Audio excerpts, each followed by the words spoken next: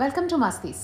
నేను మీ ప్రశాంతి. ఈరోజు మనం విమెన్స్ డే గురించి మాట్లాడుకుందాం. ఈ విమెన్స్ డేని 100 సంవత్సరాల ముందు నుండే ఎవ్రీ ఇయర్ మార్చ్ 8న ఇంటర్నేషనల్ గా సెలబ్రేట్ చేసుకుంటున్నారు. ఈ రోజుని అన్ని రంగాల్లోనూ విజయం సాధించిన ఆడవాళ్ళకి డెడికేట్ చేశారు. కొన్ని కంట్రీస్ లో ఈ విమెన్స్ డే పబ్లిక్ హాలిడే, మరికొన్ని కంట్రీస్ లో ఓన్లీ విమెన్ కి హాలిడే ఇస్తారు. So why women's day? ఎందుకు ఈ విమెన్స్ డే ని జరుపుకుంటారంటే, it started in early 20th century. అప్పట్లో ఆడవాళ్ళకి ఓటు హక్కు ఉండేది కాదు. ఒక్కసారి ఊహించుకోండి. అంటే ఆడవాళ్ళ మాటకు కానీ వాళ్ళ ఆలోచనలకు కానీ అస్సలు విలువ ఉండేది కాదు. ఆడవాళ్ళ హక్కుల కోసం మొదలైన పోరాటం అలా గ్రాడ్యువల్ గా ట్రాన్స్ఫార్మ్ అయ్యి ఇంటర్నేషనల్ విమెన్స్ డే గా సెలబ్రేట్ చేసుకుంటున్నారు. మన దేశంలో మాత్రం right from the first general elections అంటే 1951 to 1952 లో జరిగాయి. అప్పటి నుండి విమెన్ కి ఓట్ హక్కు ఉండేది. యునైటెడ్ నేషన్స్ వాళ్ళు ఎవ్రీ ఇయర్ ఈ విమెన్స్ డే కోసం ఒక డిఫరెంట్ థీమ్ తో వస్తారు. సాధారణంగా ఆ థీమ్ ని బేస్ చేసుకుని అందరూ సెలబ్రేట్ చేసుకుంటూ ఉంటారు. ఈ 2025 లో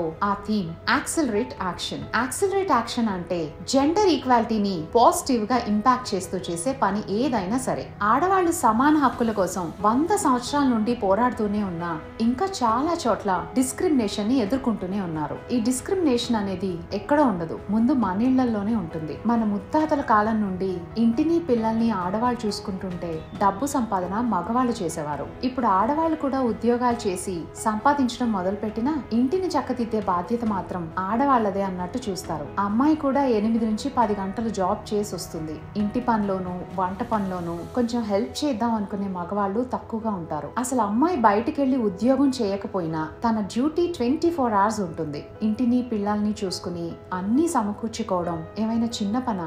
అబ్బాయిలు మాత్రమే రోజంతా కష్టపడి వచ్చినట్టు ఇంటికి రాగానే సోఫాలో టీవీ ముందు కూర్చునే వాళ్లే ఎక్కువ. పైగా ఆడవాళ్ళు ఏదైనా పనిలో సాయం అడిగితే ఏదో ఫేవర్ చేస్తున్నట్టు చేసేవాళ్లే తప్ప అది కూడా బాధ్యతగా భావించే వాళ్ళు చాలా తక్కువగా ఉంటారు.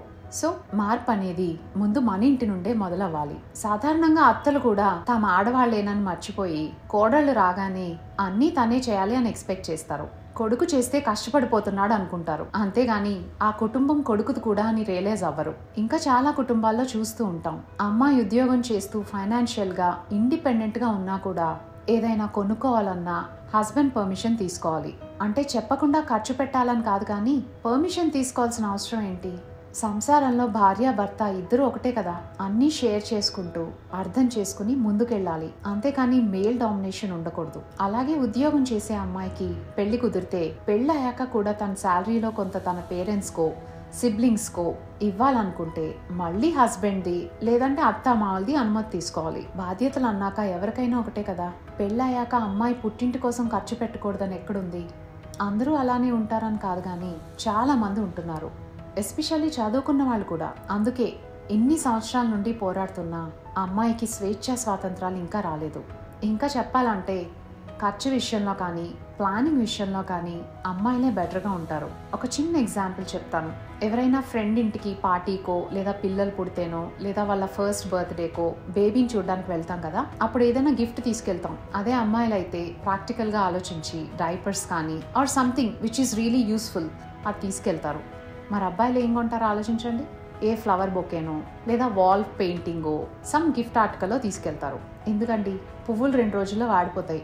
మనం ఇచ్చే పిక్చర్ ఫ్రేమ్లు గిఫ్ట్ ఆర్టికల్స్ వాళ్ళకి నచ్చకపోతే మళ్ళీ వాళ్ళు ఏదైనా ఫంక్షన్కి వెళ్తే రీప్యాక్ చేసుకుని తీసుకెళ్ళాలి. సో కొన్ని విషయాలు ఆ అమ్మాయిల మీద వదిలేస్తేనే మంచిది. వాళ్ళే బాగా ప్లాన్ చేస్తారు.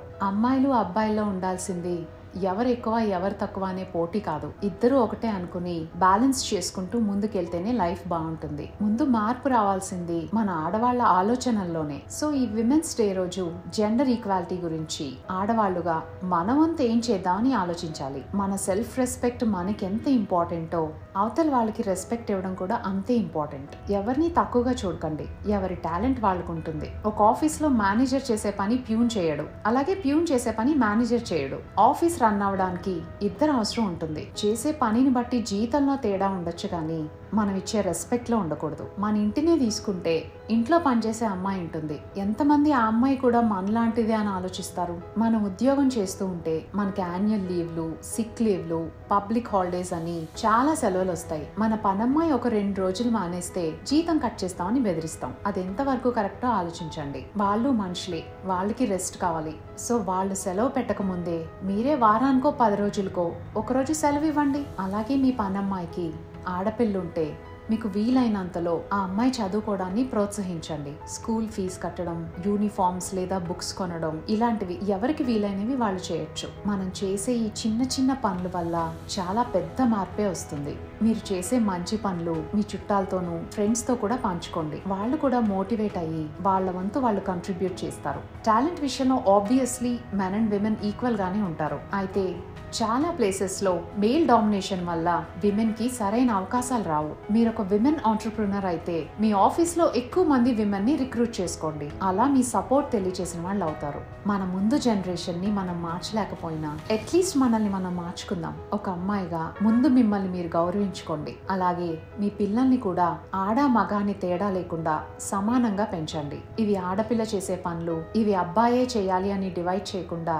అన్ని బాధ్యతలు ఇద్దరికి సమానంగా పంచండి. ఒకరినొకరు గౌరవించుకోవడం నేర్పించండి. మన ఇల్లు బాగుంటే సమాజం కూడా బాగుంటుంది. ఇంట గెలిచి రచ్చ గెలవాలన్నారు కదా, మరి ఆ పని అనేది మన నుండే మొదలవ్వాలి. ఇంటిని చూసి ఇల్లాల్ని చూడమనేవారు. అది ఎప్పటి నుండో ఉన్నమాట. మరి ఒక ఇంటిని చక్కదిద్దగలిగే సామర్థ్యం ఉన్న అమ్మాయి సమాజాన్ని సంస్కరించలేదా? She can do it. అవకాశం ఇస్తే చాలు. అమ్మాయిని తక్కువగా చూడకండి. రెస్పెక్ట్ ఇచ్చి ఎంకరేజ్ చేయాలి. సో లేట్ ఎందుకు?